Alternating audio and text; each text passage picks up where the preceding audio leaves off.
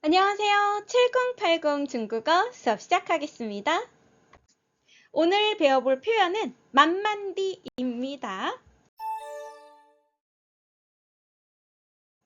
외국 분들이 우리나라 사람을 만나거나 우리나라에 오면 표현을 하는 대표적인 부사어가 있어요. 뭐죠? 네. 빨리빨리. 그렇죠? 네, 우리나라 사람들이 뭔가 일이 빨리빨리 진행되기를 바라는 이 성향을 표현한 부사가 되어질 거예요. 반면에 우리나라 사람들이 중국에 가면 네, 이 표현 많이들 사용을 하십니다. 네, 만만디. 올바른 발음은 모르지만 글자를 아시는 분도 계시겠지만 글자도 모르겠지만 일단 만만디라는 표현을 많이들 사용을 하세요. 주로 어떠한 상황에서 사용하고 계시죠? 네, 내가 생각했던 것보다 뭔가 일의 진행이 늦을 때, 더딜 때, 네, 천천히 되어질 때, 네, 그러한 상황에서 이 모든 것들을 함축해서 표현을 하시는 게 바로 이 만만디이지요. 오늘은 이 만만디의 올바른 발음, 그리고 글자, 그리고 올바른 쓰임까지 살펴보도록 하겠습니다. 먼저 만만디의 한자, 네, 글자를 먼저 볼게요. 만만, 늦을 만자 두 개가 겹쳐져 있고요. 그리고 땅지자로 구성이 되어 있습니다. 그리고 발음은 만만드, 만만드라고 해주어야 합니다. 네, 늦을 만자가 이렇게 두 번 겹쳐져 있어요. 늦을 만자가 두 번 겹쳐져 있다는 것은 그렇죠. 문장의 표현을 생동감 있게 하기 위한 형용사의 중첩 형태가 되어지겠죠. 네, 우리가 계속해서 배워오고 있는 생동감 있는 표현, 강조해주는 표현으로서 네, 형용사가 두 번 겹쳐진 그러한 형태로 구성이 되어 있고 네, 그 다음에 땅지자가 있습니다. 땅지자의 발음은 네, D가 아니에요. 더라고 읽어주어야 돼요. 네, 성조 없이 가볍게 라고 읽어주는 거죠. 네, 만만디, 만만드, 만만드, 만만드. 잠시 먼저 이 땅지자의 발음을 살펴볼게요. 지역, 지방이라는 의미로, 네, 땅이라는 의미로 사용이 되어질 때는 발음이 띠라고 되어집니다. 그런데 이 땅지자가 중국어에서 굉장히 독특한 쓰임으로 활용이 되어지기도 합니다. 그럴 때는 경성으로 가볍게 라고 읽어주는 거지요. 네, 그러한 맥락에서 만만디라는 발음이 너무 얼토당토 않게 맥락 없이 나온 발음은 아니에요. 네, 만만디라고 발음이 되어질 수도 있긴 한 거죠. 그런데 올바른 쓰임에서 나온 발음이라면 만만더가 되어진다는 겁니다. 네, 대체 어떠한 쓰임인지 한번 살펴볼게요. 천천히 먹다라는 문장을 만들어 보려고 합니다. 기존에 우리가 배웠던 방법을 사용을 한다면 먹기는 먹는데 먹는 정도가 천천히 느리게 라는 의미로서 吃得很慢 吃得很慢이라고 해줄 수 있겠죠. 네, 먹는 정도가 매우 느리다, 很慢 이렇게 표현이 되어지는 거예요. 네, 또 다른 방법으로도 할 수 있었죠.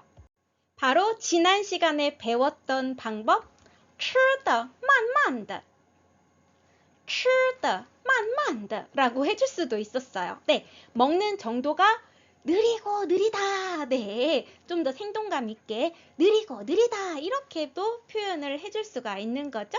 네, 吃得慢慢的吃得慢慢的그런데 이 천천히 먹다라는 표현을 새로운 방법으로 만들어 보려고 하는 거예요.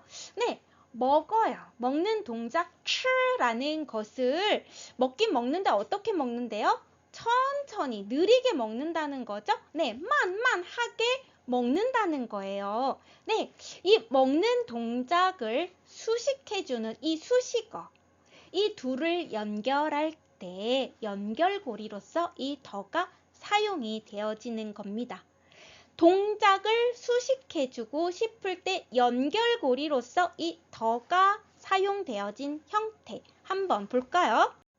慢慢地吃, 慢慢地吃 라고 표현이 되어지는 거지요. 네, 吃, 먹다. 이 먹는 동작을 먹기는 먹는데 어떻게 먹느냐? 천천히, 느리게, 만만하게. 네, 이 수식어와 동사를 연결해 줄 때 바로 이 더가 사용이 되어지는 거죠.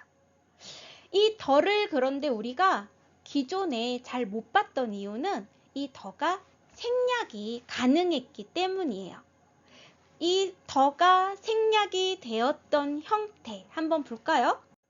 慢慢吃, 慢慢吃. 네, 이 표현 왠지 좀 익숙하시죠? 네, 예전에 배웠던 적이 있는 표현이에요. 어떨 때 썼어요? 네, 천천히 드세요 라고 할 때 활용했던 표현 맞습니다. 음식을 대접을 할 때 천천히 드세요. 네, 慢慢吃, 慢慢吃라고 우리가 활용을 했던 표현이에요. 그런데 이 慢慢吃의 원래의 표현은 바로 이 땅지자가 들어간 慢慢地吃, 慢慢地吃였던 겁니다. 생략이 가능하기 때문에 그동안 우리 눈에는 띄지 않았었어요. 그런데 문장을 배우다 보면 앞으로 이 땅지자가 들어간 형태, 그러니까 부사가 동사를 수식해 줄 때 그 연결고리로서 활용이 되어진 이러한 형태의 문장들을 계속해서 배우게 되실 겁니다.